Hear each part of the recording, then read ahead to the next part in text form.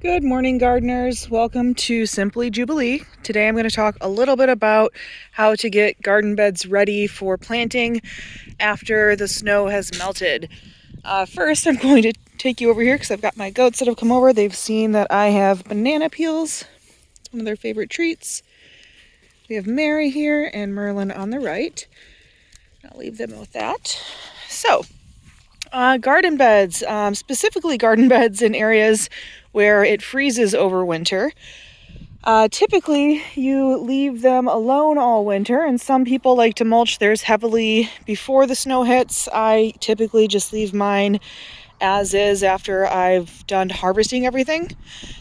So, the biggest thing in the spring that you have to do is wait. You can't dive right in there on the first warm day and start pulling up weeds and getting rid of old plants and anything that you've left from the fall. I still have in this corner some of the poles I used to grow my beans on. And the reason I say that you cannot do this is because beneficial pollinators like to hide and burrow into all of this material that's in here, and they overwinter here. So if you start cleaning out your garden beds and raking and getting rid of everything too early, you're going to hurt yourself because you're getting rid of things that are going to help you have a successful garden later in the year. So you want to wait until it's on average about 50 degrees or warmer. Once that's hit, you can safely come through and start removing all of this old mulch, the grass that's coming up, the weeds, and of course any old garden plants that you left from the year before. So in my garden, I've got a decent amount of space here. I have two beds that I just started cleaning out this week. So this longer bed, I really just have a few, got some old marigolds here and some grass. This large middle bed, I haven't done a lot with. It still has the mulch. I used hay last year, so it still has hay everywhere. It still has grass coming up. It still has a lot of these old stems from winter squash that I had coming out on the very end. So I still have to go through and remove all of that. I've just been waiting to give the pollinators some time to get out of the ground. When I say pollinators, I'm specifically talking about our future butterflies and our bees and things like that. They're going to be so beneficial to helping make sure our gardens are successful. So on the very end of my garden here, I have a couple of smaller beds that I'd cleared out at the very beginning of this week, and I've gone ahead and I've added a layer of mulch. And this year, I'm trying something new. I'm trying leaves. So I've added a nice thick layer to both beds, and I do still need to do the last bed. But the goal here is to put something on top of the bed that's going to help retain moisture so that when the summer heat does get here, my ground isn't completely drying up and my plants will be able to be nice and healthy. I'm also trying to stop weeds from coming up. And in my area, one of the biggest issues is grass. Grass likes to pop up everywhere. So I haven't cleaned out this bed yet, as you can see, but I don't really have too much to do. I still have a few old plants to pull up, a few weeds, but nothing crazy. But I will be posting a little later in this week. I'll show you how everything looks once there's mulch on all of the beds. What I'll also be doing to help prepare for the growing season, besides mulching, because that is very important, is I'll be adding nutrients back to the soil. So a big thing that I like to add, and that I found is very beneficial with plants that demand a lot of nutrients like tomatoes, I like to crush up old eggshells, and I'll put those in my holes when I actually plant those little seedlings that I have started inside. Last year I had those in these two beds right here, and they did really well. The crushed eggshell adds calcium to the soil. I usually do old coffee grounds as well. I'll add bone meal and usually some plant food, and occasionally I'll throw in a banana peel if my goats don't get them. And all of that just adds to the soil so that when those things start to break down and when my plants are really developing, they have all the nutrition that they need to provide me with a really big harvest.